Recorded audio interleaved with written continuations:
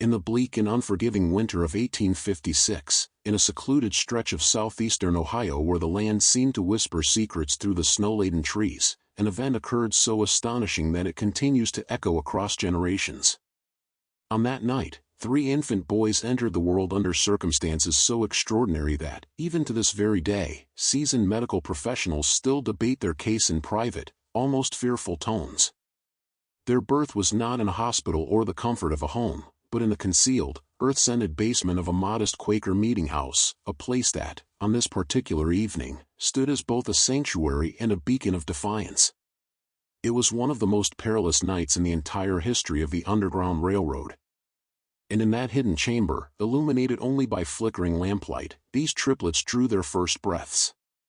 From the very beginning, their lives seemed to defy every known principle of human psychology and physiology. For more than a century that followed, their descendants have held close a collection of guarded, almost sacred secrets, details about the abilities these boys possessed, abilities that seemed to fall far beyond the natural limits of human perception. Were such truths ever to be revealed openly, they would shake the very foundations of our understanding, forcing society to reconsider everything we thought immutable about the boundaries of the human mind and body. What I am about to reveal to you tonight has never before been spoken of outside the carefully protected family archives. It was never committed to the pages of a medical journal, never debated in a classroom, and never acknowledged in academic halls. The evidence has been buried, purposefully concealed, by those who feared what its exposure might mean. But at last, tonight, the veil lifts. Tonight, the hidden truth is allowed to breathe. Before we descend into this chilling story, born out of shadows and secrecy within America's most clandestine rescue network, I need to ask you something important. This channel does not exist for casual entertainment. It is not meant for everyone. It is meant for the select few who are daring enough, who are willing to confront mysteries that press against the fragile edges of belief itself. If you are one of those rare seekers, if you can stand face to face with accounts that blur the border between established history and the unexplainable, then I urge you, subscribe right now. And as you do, take a moment to tell me in the comments what state you are listening from. I want to know where the Fellowship of Mystery Seekers is gathering tonight. Because make no mistake, what you are about to hear did not take place in some distant mythical land. It happened here, in America. In towns and communities not unlike your own, perhaps uncomfortably close to where you are sitting right now. The story begins on a bitter, unforgiving night in February. 3 lives emerged into this world in a place that no one would ever have imagined. Their arrival would set into motion a series of events so baffling that doctors, scientists, and historians would wrestle with the implications for generations to come. The town of Cedar Mills, Ohio, barely warranted the title of town in those days. In 1856, its population hovered around 300 souls. It was little more than a scattering of modest wooden homes, a humble general store, a single blacksmith's forge, and at its center, a plain brick meeting house where the Quaker community gathered. Unlike their more demonstrative Christian neighbors, the Quakers, the Society of Friends, lived out their faith in simplicity and silence. Their austere clothing and solemn expressions reflected a deep devotion to humility, equality, and above all, to their radical conviction that every human being was equal in the eyes of God. It was this unwavering belief in equality that transformed the Cedar Mills meeting house into something much more dangerous than a house of worship. Beneath its simple wooden floors, it had become Station 14 on the Underground Railroad, an essential way station for desperate souls fleeing bondage in Kentucky and Virginia. At the heart of this operation was Elder Samuel Whitmore. His rough, calloused hands bore the proof of decades tilling Ohio soil, yet his sharp gray eyes held a piercing intensity, and secrets heavy enough to condemn half his congregation if exposed. For nearly 8 years, Samuel had orchestrated this clandestine network. Below the meeting house, hidden beneath the preacher's platform, lay a trapdoor that opened to a carefully constructed basement. This subterranean chamber was a marvel of ingenuity, carved painstakingly by hand over months of secret labor. The room stretched almost the entire length of the building above, its ceiling braced with thick timber beams, its air supplied by an ingenious system of hollowed-out fence posts that masqueraded as mere decoration while channeling fresh air into the darkness. At any given time, 3 to 15 freedom seekers might be sheltered there. Some stayed a single night before moving on, others waited for weeks until conditions permitted safe passage to the next station. The month of February 1856, however, had proven especially perilous. The Fugitive Slave Act of 1850 had emboldened slave catchers, granting them legal authority to prowl through Ohio hunting escaped slaves as though they were livestock.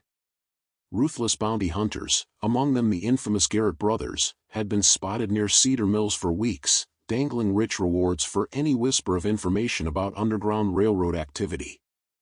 The entire town was tense, every knock at the door after sunset, every strange footfall in the street, every unfamiliar face carried the suffocating threat of exposure and ruin. It was into this atmosphere of fear that a young woman arrived 3 days before the night of the extraordinary birth. She gave only the name Ruth. She claimed to be 19, though the weariness in her eyes suggested she had endured a lifetime already. More telling still, she was heavily pregnant, so near her time that Elder Whitmore immediately realized she would not be traveling any further north. What he could not have anticipated, however, was just how soon her labor would begin, or how profoundly the arrival of her children would alter everything they believed about human nature itself. Ruth came from a plantation in northern Kentucky, she confessed in hushed conversations during her first nights in the basement.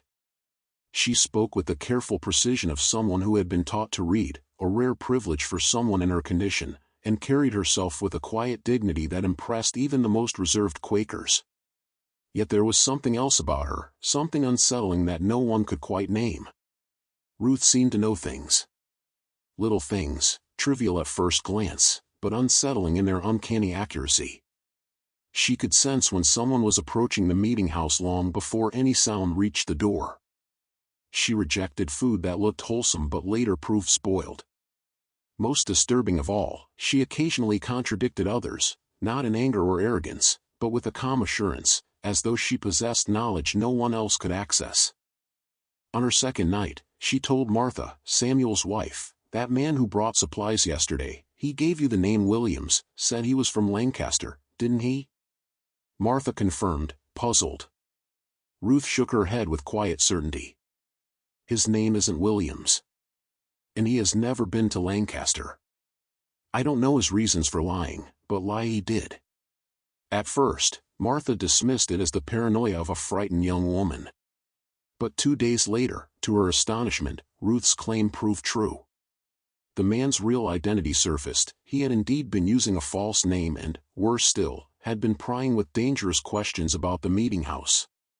The night of February 23, 1856, began like so many others in Cedar Mills, cold, dark, and deceptively still.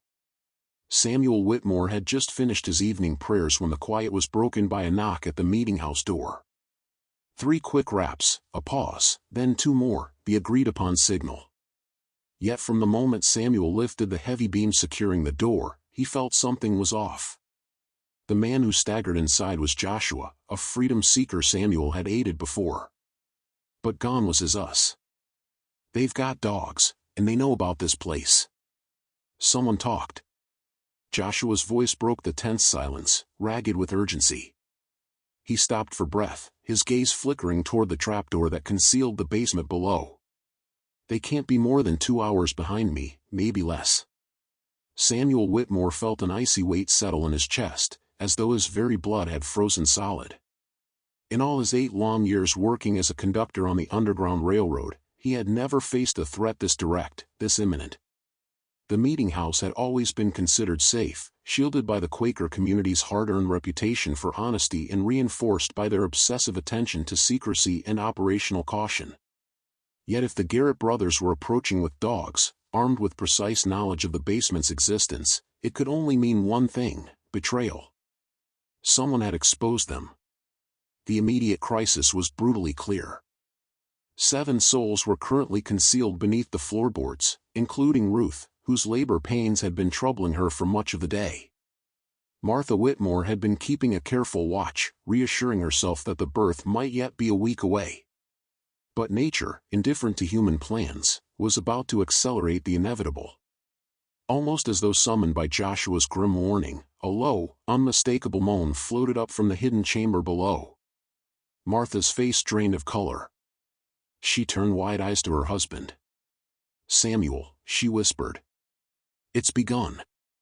Ruth's time is now." The hours that followed unspooled like a waking nightmare etched in frost and fear. While Samuel and 2 trusted men worked frantically to shepherd the 6 other freedom seekers through the hidden northern tunnel, a narrow, hand-dug passage stretching nearly a quarter-mile through frozen earth until it emerged within a thicket of oak trees, Martha and her daughter Rebecca descended into the dim, air-starved basement to tend to Ruth. What they discovered in that cramped, candlelit chamber unsettled every expectation they carried about childbirth. Ruth was deep in labor, that much was clear, yet her condition defied every familiar pattern. She exhibited none of the writhing pain, none of the cries or spasms of agony that accompanied even the smoothest births. Instead, she lay utterly still upon the straw mattress, her eyes closed, her breathing even and deliberate. When contractions came, her body did not tense, her voice did not break. She merely waited, as though listening for something no one else could hear. "How many children?" Martha asked softly, pressing her ear against Ruth's taut belly in the old way midwives had done for generations. Slowly, Ruth's eyes opened for the first time in nearly an hour. In the unsteady glow of the candle, they seemed to shimmer with a strange luminosity.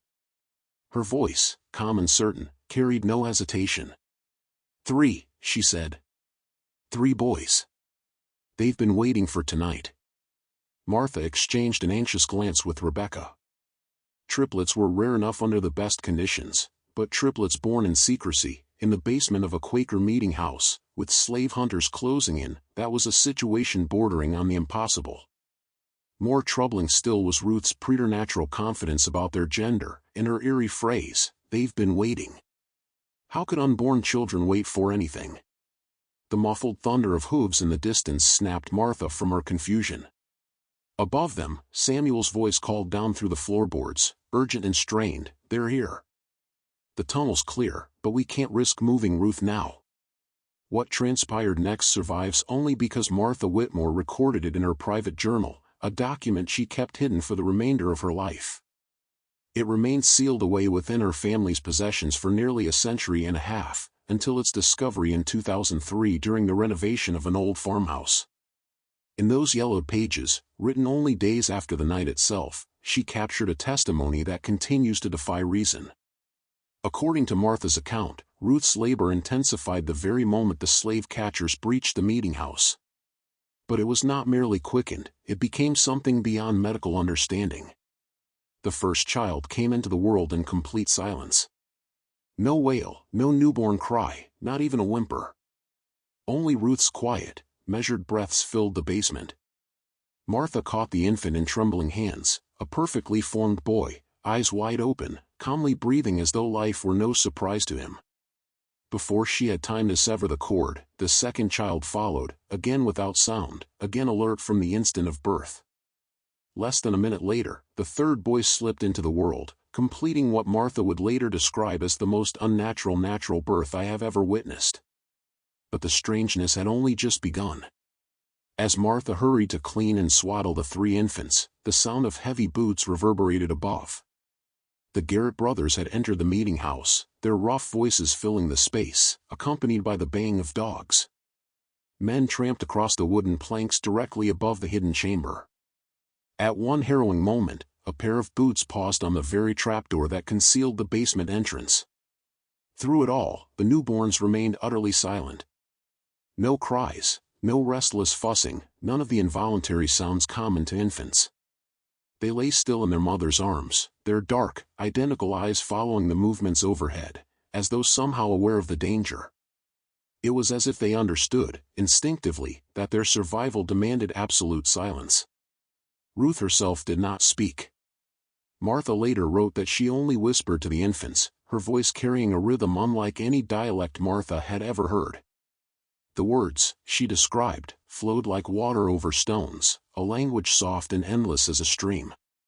The search dragged on for nearly 3 hours. The Garrett brothers were relentless, scouring every room, prying open every cabinet and chest, testing every corner for hidden spaces. Their dogs circled the meeting house repeatedly, noses pressed to the earth, even clawing at several spots along the floorboards. Yet the entrance remained undiscovered. At last, with curses for their false informant, the men departed, their frustration echoing into the frigid night. Only after the clatter of hooves had receded into silence did the three infants finally break their vow of quiet. Together, in eerie synchrony, they cried out. The sound was unlike ordinary newborn cries. It was one voice split into three bodies, a wailing harmony that seemed to reverberate from the very walls of the basement. Less than an hour later, Ruth passed away, her body unable to withstand the bleeding. Despite Martha's experience with countless difficult births, nothing she tried could save the young woman. Ruth's final words, spoken so faintly that Martha had to lean close to catch them, chilled her soul. They'll know things. They'll always know. Care for them, but remember, they're not like other children. Her death left the Quaker community with an impossible dilemma: three infants with no father, no family, and no legal standing. Children born free on Ohio soil, yet with no documentation to prove their freedom. Samuel Whitmore made the decision that would define the rest of his years. The boys would be raised collectively by the community. Each household would take its turn, all would share responsibility, and the meeting house itself would stand as their guardian. In keeping with Quaker tradition, the community named the children Caleb, Ezra, and Isaac. From their earliest days, it became evident that Ruth's dying words were not the delirium of a fading mind. The boys were different.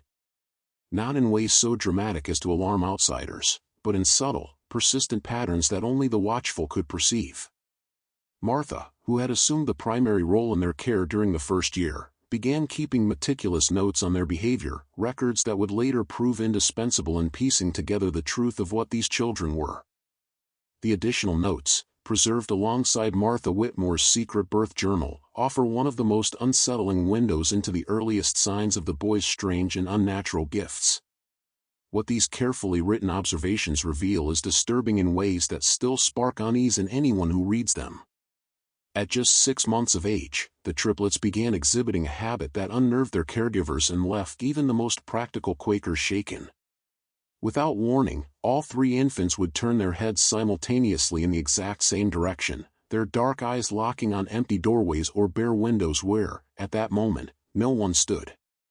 To the adults it seemed meaningless, until, minutes later, a person would appear in that very spot. And without exception, it was always someone burdened with anger, resentment, or some hidden agitation. The boys seemed capable of detecting emotional unrest long before the adults themselves could sense it.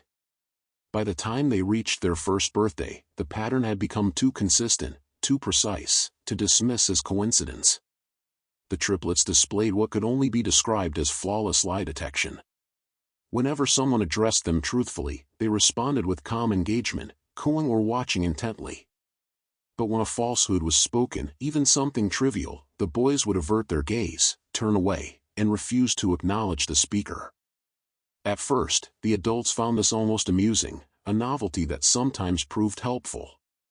If a young man claimed he had finished a chore but secretly hadn't, the boys exposed him instantly by their refusal to interact. If a visitor to the meeting house offered a false name or concealed their true background, the children would grow restless, agitated, and sometimes outright refuse to approach the person.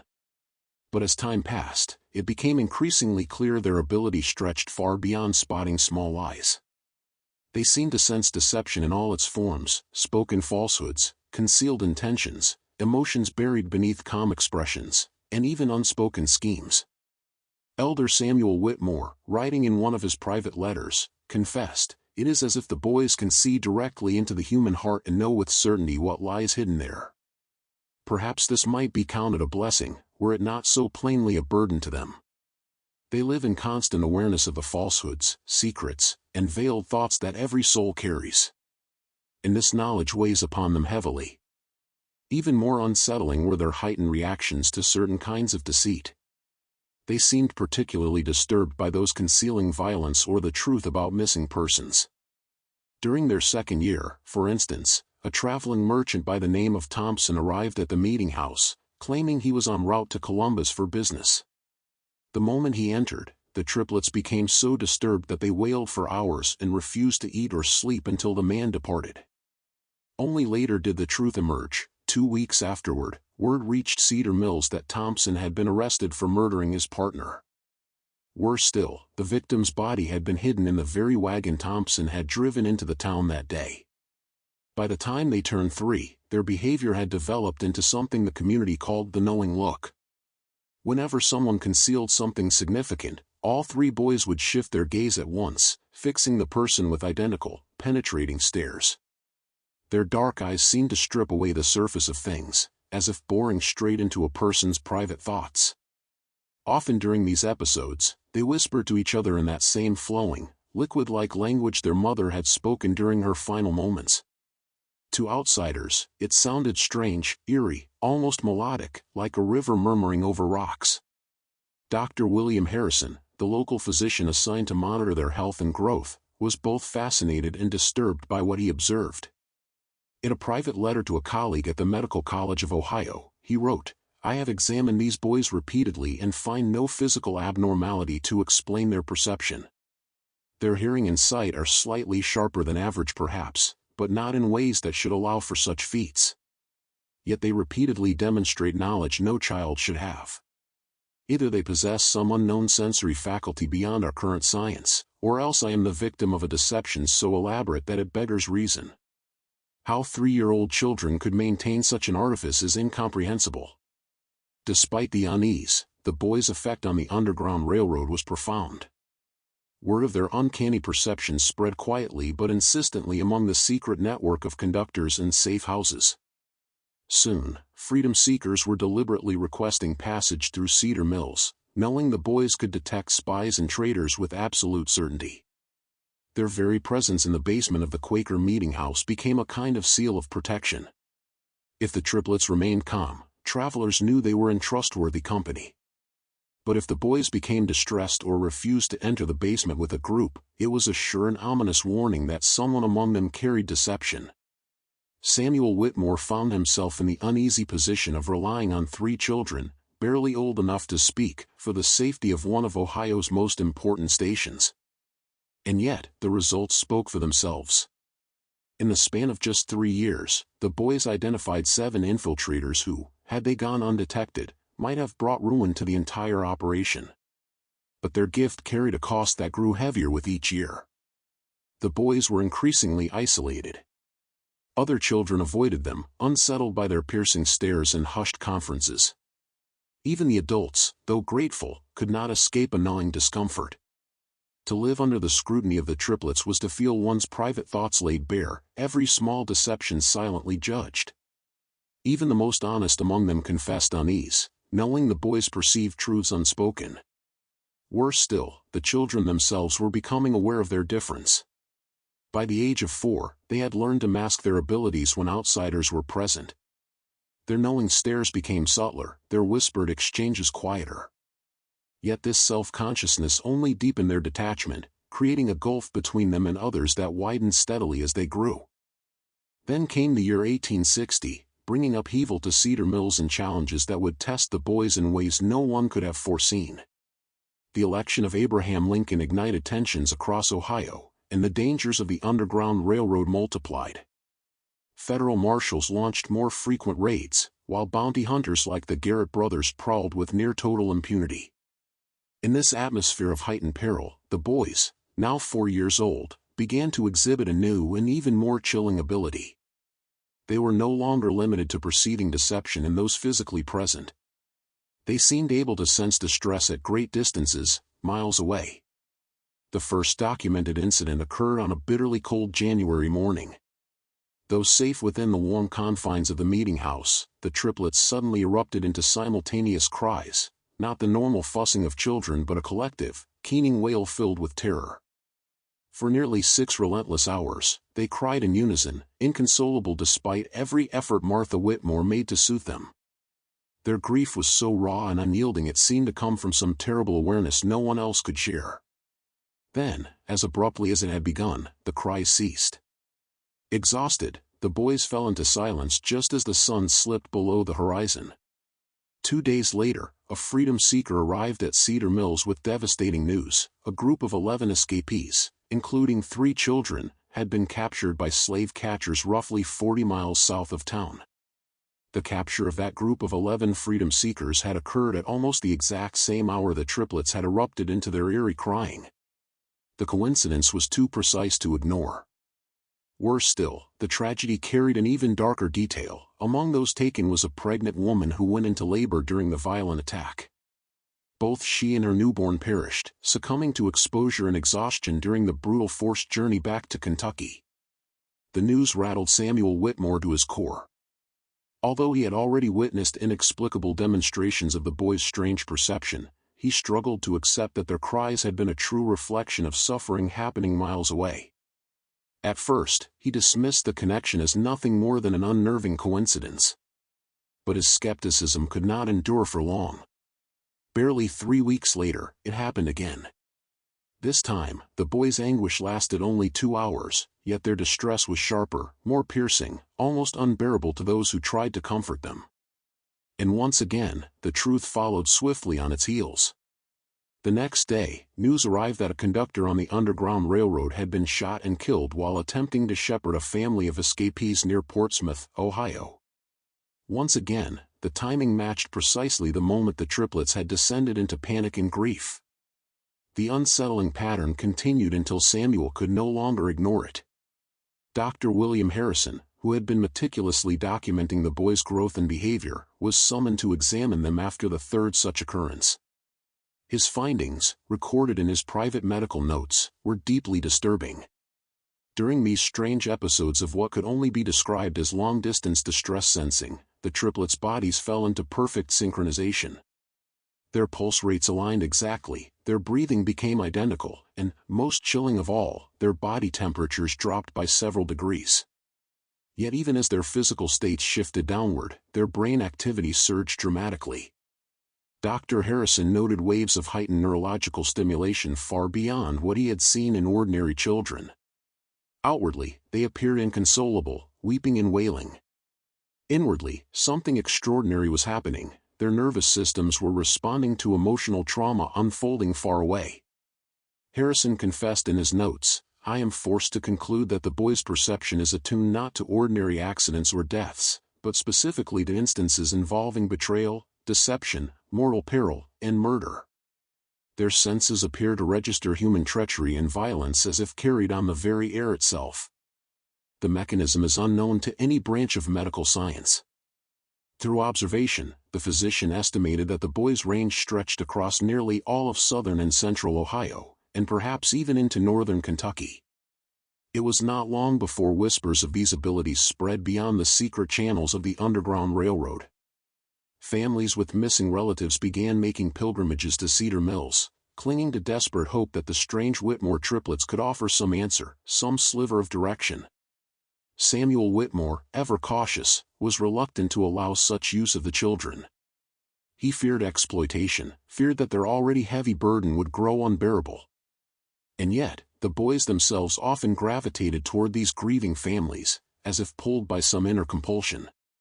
The most astonishing case came with the Brennan family. Their 16-year-old daughter, Mary, had vanished while traveling to Columbus to visit relatives. She had been missing for 3 long months by the time her parents arrived in Cedar Mills, having heard rumors of 3 strange children who could locate the lost. Samuel initially refused to involve the triplets, insisting the matter was too grave, too dangerous. But the boys ignored his authority.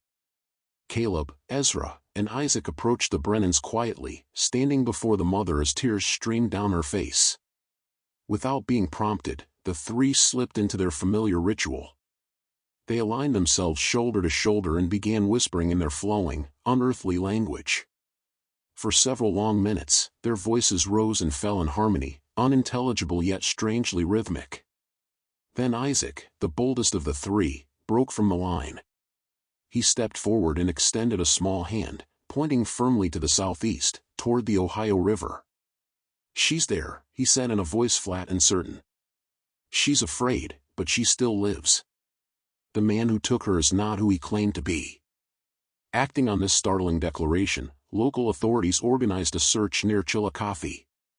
There, hidden on a remote farm, they discovered Mary Brennan alive, locked in a cellar alongside two other young women. Their captor was a man masquerading as a traveling preacher.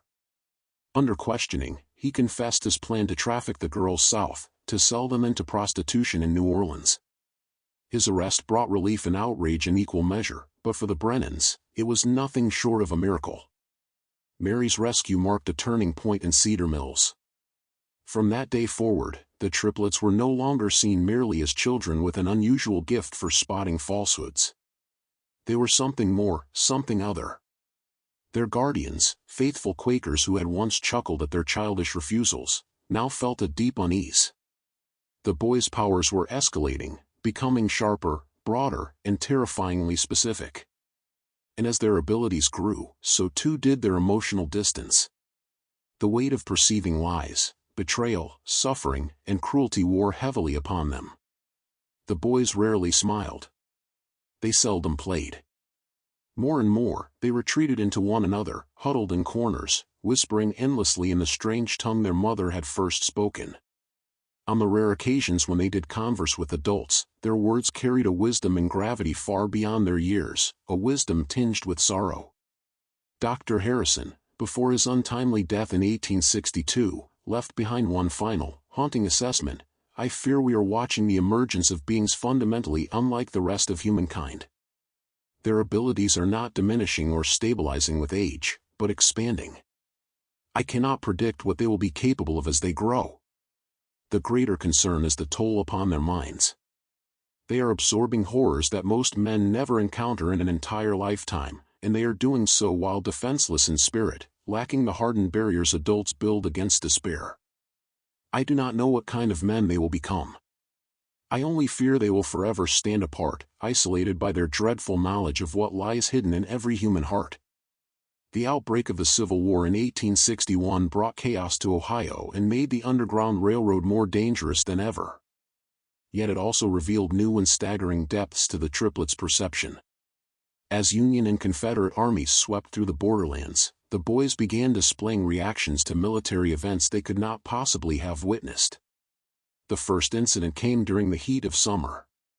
6-year-old Caleb, Ezra, and Isaac spent several days standing silently at the windows of the Quaker meeting house, their faces pale, their eyes wide with a horror far too old for such young boys. They gazed steadily south, toward the Ohio River, as though watching unseen horrors unfold. Samuel asked gently what troubled them, but only Isaac spoke. His reply chilled Samuel's blood. "Too many people are going to die," the boy said softly. "So many people." 3 days later, word arrived of the Battle of Bull Run. Union forces had been devastated in their first great clash with the Confederacy. The loss was staggering, and the timing left no room for coincidence. From then on, the pattern repeated with grim consistency. The triplets seemed to sense major battles before news of them ever reached Ohio, and their emotional states aligned precisely with the scale of casualties. Their cries, their silence, or their whispered conferences gave the community grim previews of slaughter occurring hundreds of miles away. Even more unsettling was their apparent ability to single out individual lives amid the chaos of armies. In September of 1861, a young Union soldier, Thomas Caldwell, stopped at Cedar Mills while traveling home on leave to Marietta. The triplets watched him enter the meeting house. Almost immediately, they turned to one another and began whispering, their faces etched with sorrow far too deep for children. Martha Whitmore, now in her 60s but still serving as their caregiver, asked what they sensed. Ezra stepped forward, his small voice heavy with a weight no child should bear. "He will never make it home," Ezra whispered, his young face taut with a sorrow that seemed far too old for a child. "The man who calls himself his friend will shoot him for money. It will happen 3 days from now, near the river crossing." The words struck Samuel and Martha like a chill wind.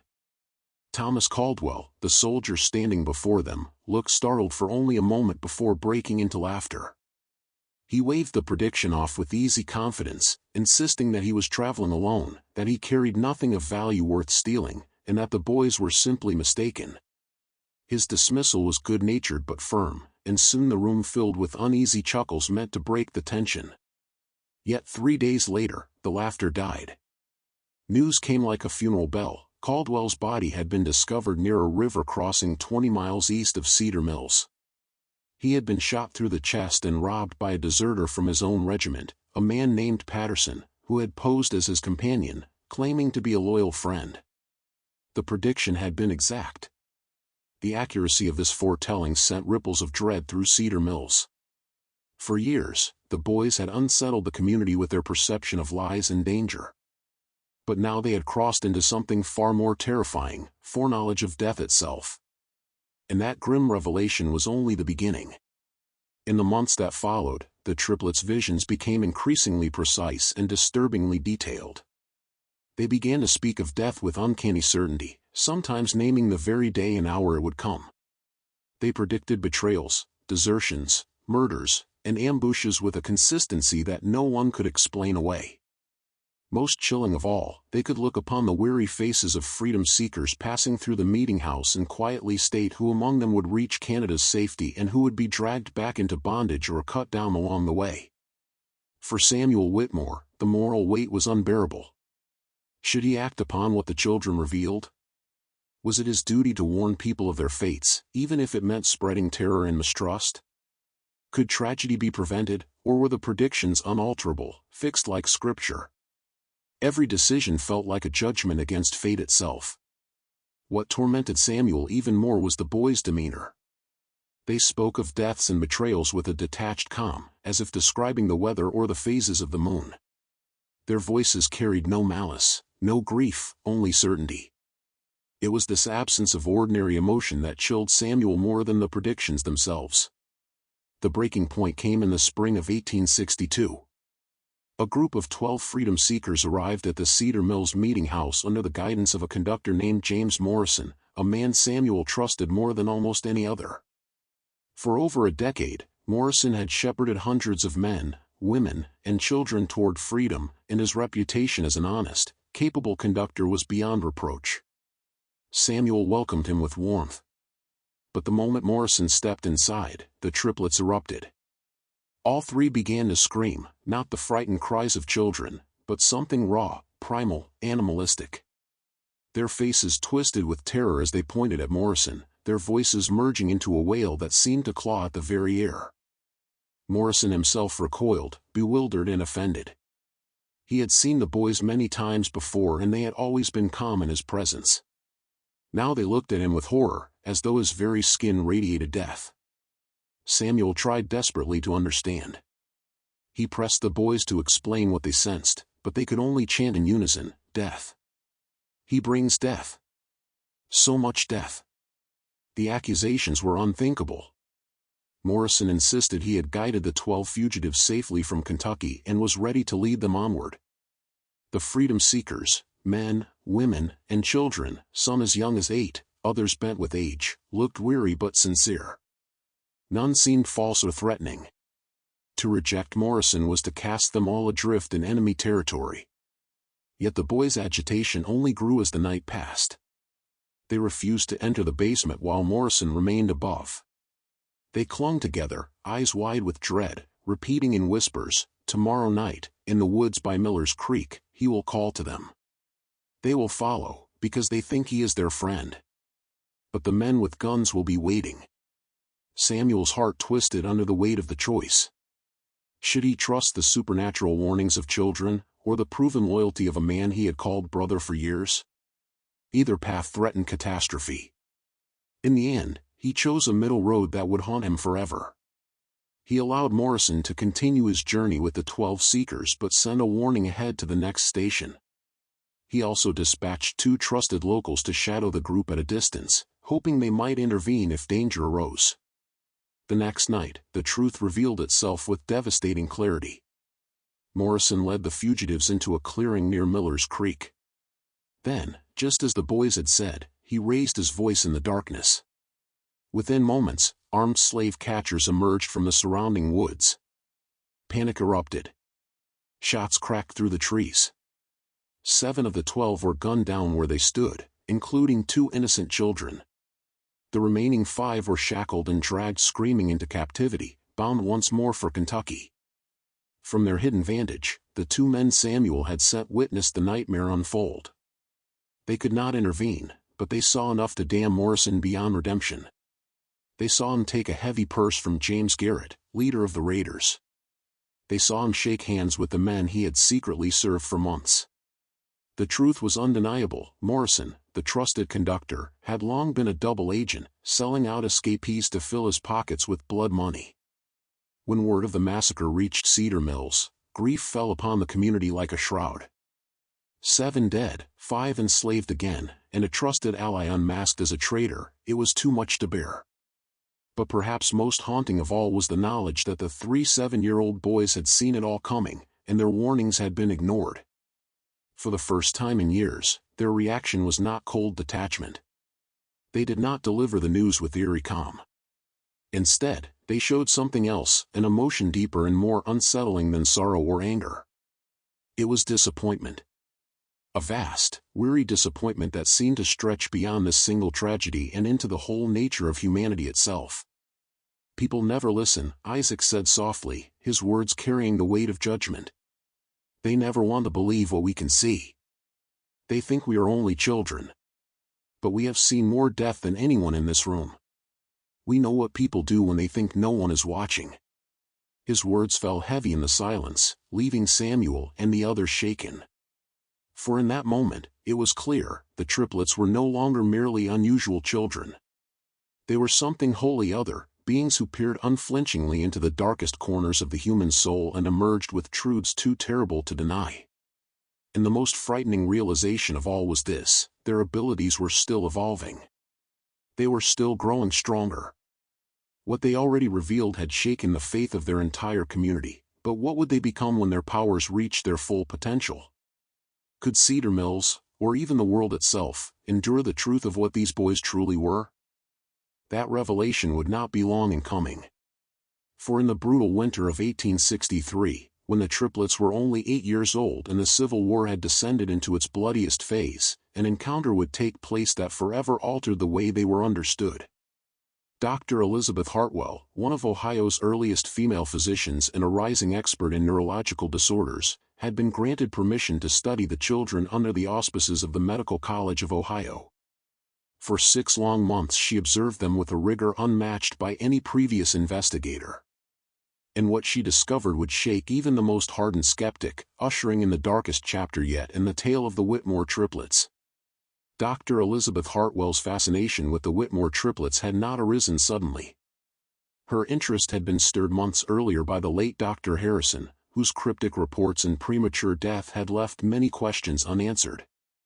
Determined to investigate further, Hartwell persuaded Samuel Whitmore to grant her permission for a thorough and unprecedented medical study of the boys. Samuel hesitated at first, torn between his duty to protect the children and his curiosity about their mysterious gifts. But Hartwell's persistence, coupled with her reputation as one of Ohio's first female physicians and a respected specialist in neurological disorders, finally convinced him. What followed would upend every accepted notion about the limits of human consciousness and perception. Employing the most advanced medical instruments available in 1863, crude by modern standards but groundbreaking for their time, Dr. Hartwell conducted a series of exhaustive examinations. She measured, prodded, observed, and meticulously documented every anomaly she could detect. The results, compiled into a report so extraordinary that military officials immediately classified it, would remain hidden from public knowledge for more than 60 years. Her findings revealed that the Whitmore triplets were not merely unusual children. They were something else entirely. Their neurological structures bore features never before documented in human beings. Brain scans and rudimentary electrical measurements indicated astonishingly high activity in regions tied to pattern recognition, intuition, and emotional processing. These were not children dabbling in intuition or guesswork, their very brains seemed engineered for heightened perception. But the most extraordinary discovery was not in their brains alone, but in the strange bond that existed between them. When Dr. Hartwell applied a mild electrical stimulus to one boy's arm, the other 2, seated in entirely different rooms, reacted immediately. Their heart rates spiked in unison. Their breathing patterns synchronized. Their brain waves mirrored one another with eerie precision. It was as though three separate bodies were hosting fragments of a single mind, a distributed consciousness spread across multiple vessels. The revelation was staggering. The boys were not simply individuals with unusual gifts. They were components of a shared intelligence. Hartwell pushed her testing further. She designed experiments to evaluate their uncanny ability to detect lies and betrayals. Volunteers were instructed to deliver both honest and false statements while the triplets observed silently. Instruments measured the boys' physiological responses to each interaction. The results were nothing short of miraculous. It quickly became clear that the children were not relying on common cues like facial expressions, body language, or tone of voice. Their accuracy was too exact, too immediate. Instead, Hartwell began to suspect they were attuned to something deeper. Her crude measuring devices, designed to detect faint electrical activity, soon revealed the truth. The boys' brains were generating electrical fields far outside the range of ordinary humans. More astonishing still, these fields appeared to resonate with the electromagnetic signals emitted by the neural activity of others. In simpler terms, they could feel the electricity of the human mind. When a volunteer lied, when fear coursed through a prisoner's thoughts, when violent intention flickered like a spark in someone's brain, the boys perceived it directly. To them, such signals were not hidden or subtle, they were as obvious as the color of a person's clothing or the sound of their voice. In her report, Dr. Hartwell wrote words that remain chilling even now. These children appear to possess a form of biological electromagnetic sensitivity, a sensory organ not visible to the eye but embedded within their nervous systems. They perceive the electrical signatures of human thought and emotion as plainly as we perceive light or sound. In their presence, deception is impossible, violence is predictable, and hidden intentions are laid bare. This explained the boys' seemingly supernatural foresight. They were not prophets, nor mystical seers. They were human beings whose biology had leapt far beyond the rest of their species. Yet for all the clarity her research provided, it raised even more disturbing questions. How had such a dramatic leap in human capability occurred? The answer came from the grave. Hartwell arranged for a medical examination of Ruth Whitmore, the boy's deceased mother, whose body lay interred in the Meeting House Cemetery according to Quaker tradition. Ruth's remains revealed a devastating truth. During her pregnancy, she had suffered prolonged exposure to a cocktail of industrial chemicals commonly used in the processing of indigo dye on southern plantations. Mercury compounds, lead-based pigments, and other toxic substances had ravaged her body, inflicting severe neurological damage. Yet, in her unborn children, these poisons had triggered something entirely unprecedented, a genetic mutation that reshaped the human nervous system itself. The triplets were the result of this tragic alchemy, a mutation that should have been lethal, yet instead produced children with enhanced, almost alien sensory perception. They were living proof that human consciousness could evolve, twisting into forms science had never imagined possible. But Dr. Hartwell's most unsettling conclusion was not about the present. It was about the future. Through genetic analysis, primitive though it was, she determined that the mutation was not recessive but dominant. The boys' abilities would not die with them. They would pass to their offspring, and to their descendants after that. Within a few generations, Hartwell wrote, their lineage might evolve sensory capacities so advanced that ordinary human perception would appear primitive by comparison. Her words, written in the margins of her confidential notes, read like a prophecy of a new species. We are witnessing the birth of a new branch of human evolution. These boys will father children with similar abilities. And those children will surpass them, becoming ever more attuned to the electrical song of human thought. Within 3 or 4 generations, their descendants may read the contents of a human mind as easily as one observes a smile. The implications were overwhelming. The Whitmore triplets were not simply anomalies. They were the vanguard of something humanity had never faced before, a potential subspecies, destined either to coexist uneasily with mankind or to surpass it entirely. For Samuel Whitmore and the Cedar Mills community, the more urgent concern was survival. The nation was locked in the bloody heart of the Civil War. Both Union and Confederate authorities, if they learned of the boys' true nature, would be desperate to seize them, to twist their abilities into weapons for espionage, interrogation, and control. Samuel faced an unbearable choice. Hartwell wanted to publish her discoveries, believing that the exposure of scientific scrutiny would shield the children through the sheer power of public knowledge. Yet such publication would also paint a target on their backs, ensuring they became pawns in a global struggle for power. To keep the knowledge suppressed offered privacy, but at the cost of making them vulnerable to those who already knew enough to hunt them. The choice was taken from him. On a frigid February morning, the quiet of Cedar Mills was shattered by the arrival of federal marshals. They bore official orders. The triplets were to be taken to Washington, where their abilities would be evaluated and put to use for matters of national security. The government had learned of Hartwell's work, and the boys were now seen not as children, but as assets. Yet the marshals underestimated their quarry.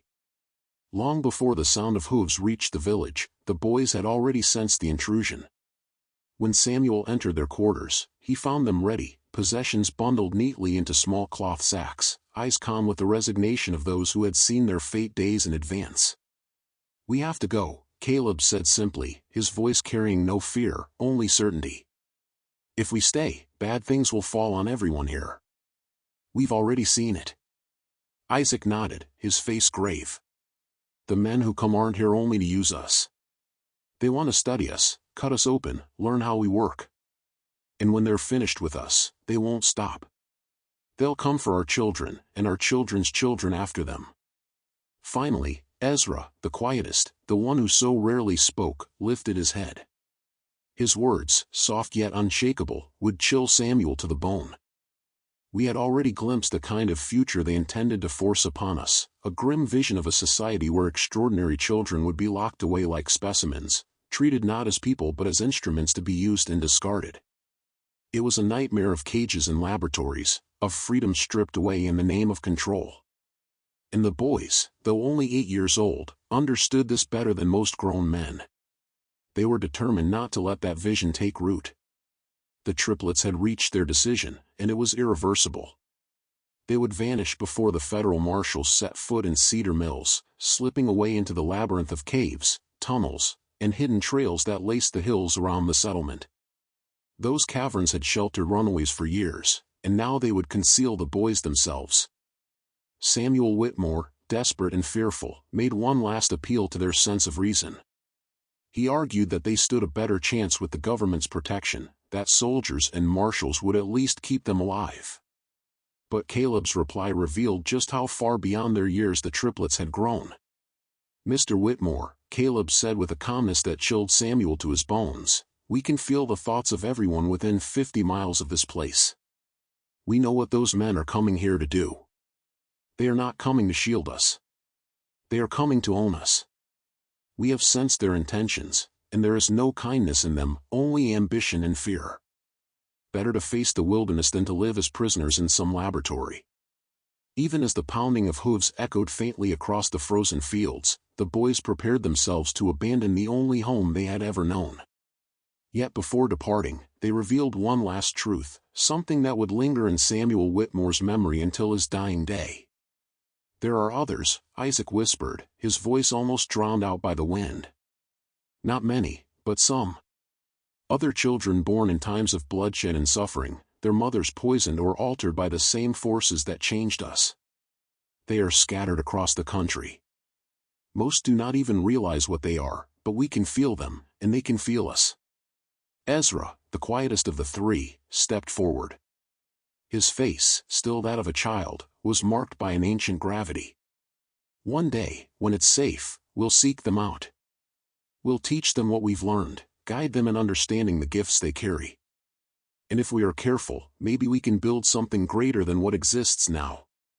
Imagine a world where lies cannot take root, where hidden malice cannot disguise itself, where every soul must stand in the truth of what they are. That is the world we dream of." Their last words as they slipped into the wilderness carried the weight of both oath and warning. "We'll be watching," they declared in unison. "Always watching." And we will remember those who stood with us, and those who sought to harm us. That memory will not fade, it will pass down through our children, and their children after them. The world is on the edge of change, greater than anyone can yet conceive. And that change begins with us. When the federal marshals finally thundered into Cedar Mills 3 hours later, they found only emptiness, an abandoned meeting house, cold ashes, and faint traces of lives already gone. No matter how wide the search that followed, with hounds, soldiers, and scouts combing the Ohio countryside, the triplets had dissolved into the land itself, as though they had never been. Dr. Elizabeth Hartwell's research was seized immediately by military authorities, locked away under classification.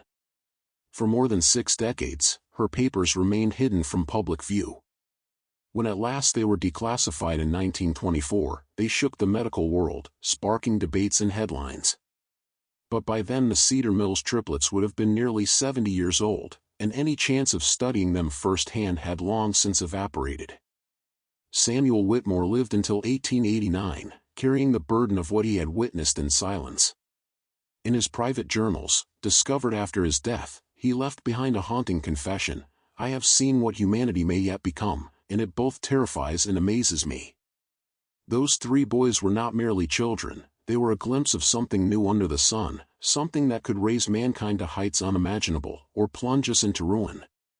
I pray that wherever they fled, whatever they grew into, they remembered the love and care that was given to them in our small, fragile community.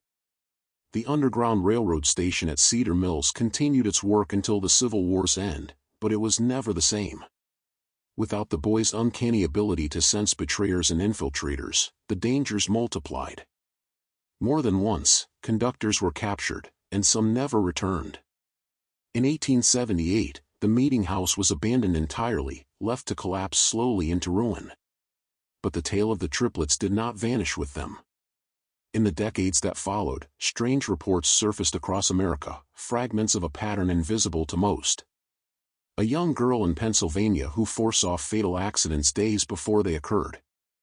Twin brothers in Texas who could find the lost with unnerving precision. A child in California who needed only a glance to know whether a person was lying. Dismissed as folklore by many, these stories nevertheless carried a familiar thread for those who understood what to look for. Each child was born in a time of upheaval, wars, riots, or industrial disasters. Their mothers had endured exposure to toxins or chemicals during pregnancy. And the children displayed the same heightened electromagnetic sensitivity first documented by Dr. Hartwell and the Cedar Mills boys. Modern genetic studies would one day confirm what she had suspected back in 1863. That intense environmental stress combined with exposure to poisons could trigger abrupt genetic mutations, which could then be inherited by later generations. The triplets, it turned out, were among the earliest recorded examples of stress-driven human evolution. And far from being an anomaly, the phenomenon proved more common than anyone had imagined. Researchers have since cataloged at least 47 documented cases of individuals with heightened electromagnetic perception born between 1850 and 1900, concentrated in regions scarred by conflict or pollution. Most of these individuals led quiet, unnoticed lives, never displaying the dramatic abilities of the Cedar Mills triplets. Yet their genetic legacy rippled outward through the population. Dr. Sarachan, a neurologist at Johns Hopkins University who has spent 2 decades investigating electromagnetic sensitivity in human beings, has argued that as many as 0.1% of Americans today may carry the inheritance of these early mutations. We're not talking about telepathy or mystical powers, she explained in a 2019 interview. These are human beings with an advanced neural sensitivity, an ability to perceive electromagnetic patterns produced by other brains. The potential impact for law enforcement, national security, and everyday society is staggering. If her research holds true, thousands of people alive right now may unknowingly possess the ability to detect lies, perceive concealed emotions, or sense the presence of others across distances. Most likely dismiss their insights as lucky guesses, coincidences, or intuition. But the most startling implication lies not in the present, but in what may yet come. If environmental upheaval can spur the human body into such rapid transformations, What new abilities might emerge as our species faces the mounting challenges of the modern age? And if the Cedar Mills boys were correct, that their gifts would strengthen generation after generation, what unimaginable talents might their descendants be wielding today? The answer, perhaps, is already unfolding quietly among us, closer than anyone dares to realize. In the spring of 2003, workers renovating an aging farmhouse in the quiet countryside of southeastern Ohio stumbled upon something extraordinary. While tearing down a crumbling wall, they uncovered a concealed chamber that had clearly been sealed away with deliberate care. Inside, preserved against time, were documents that had lain undisturbed for well over 100 years. Among these fragile papers was a single letter, dated 1923.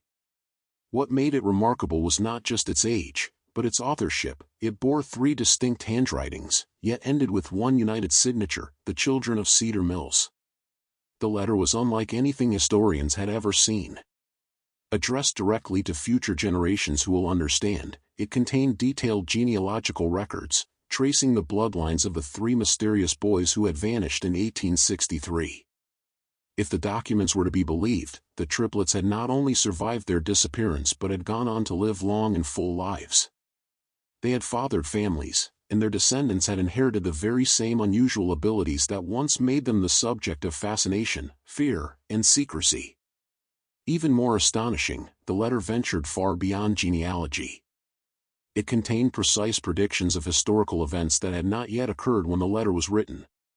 The outbreak dates of both World War I and World War II were listed with chilling accuracy.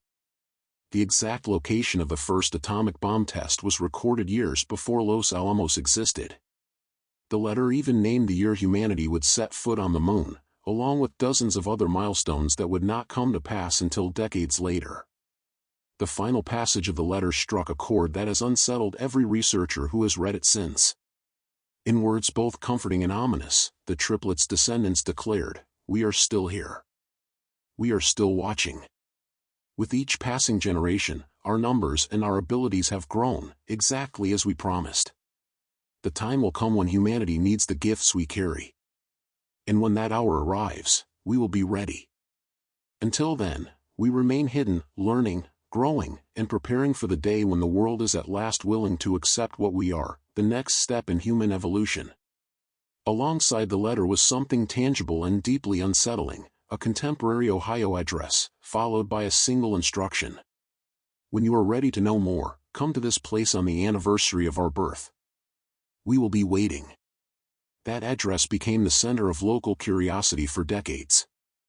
And on February 23, 2024, the 168th anniversary of the triplets' birth, something unusual occurred. Eyewitnesses confirmed that more than 50 individuals gathered at the designated location. The attendees included academic researchers, descendants of those once involved in the Underground Railroad, and men and women who openly claimed to share abilities akin to those of the original Cedar Mills triplets. What took place at that gathering remains a tightly kept secret. Those who were present have refused to speak publicly about what they saw or heard, and no official record of the event exists. Yet in the months following, quiet ripples began to spread. Several of the attendees formed partnerships, working together on projects tied to missing persons cases, cold criminal investigations, and groundbreaking research in human psychology and perception. Among them was Dr. Sarachan, the neurologist who has devoted decades to studying electromagnetic sensitivity. When pressed for comment, her response was cryptic but telling: "The legacy of the Cedar Mills triplets is far from over. In fact, it may only now be entering its true beginning." The story of 3 boys born in a dark cellar during one of the bleakest chapters of America's history has not ended. It continues to echo more than a century and a half later. Whether their descendants embody humanity's greatest hope for a higher form of evolution, or its most dangerous mutation, is a question no one can yet answer. But one truth is certain: somewhere, hidden in plain sight, the bloodlines of Caleb, Ezra, and Isaac endure. They are still observing, still learning, and still preparing for what comes next. And if the triplets' uncanny foresight proved correct, if their ability to anticipate world-changing events was genuine, then the next chapter of human evolution may not be a distant possibility at all. It may be upon us far sooner than anyone dares to imagine. This story forces us to confront a startling possibility, that the limits of human perception are not fixed, that under extreme conditions evolution itself may leap forward, producing abilities that blur the line between science and what we once called the impossible. So what do you think? Could humanity truly evolve so dramatically under the pressures of war, suffering, and environmental change? Have you ever experienced a moment of intuition so sharp, so impossibly precise, that it felt like more than chance? Share your thoughts in the comments below. Tell us whether you believe the descendants of the Cedar Mills Triplets are still among us today. And if this tale left you questioning the boundaries of human potential, don't forget to subscribe, tap the notification bell, and share this video with anyone who loves stories that push against the limits of what we know. Join us next time, as we uncover another dark and forgotten secret buried deep within America's past.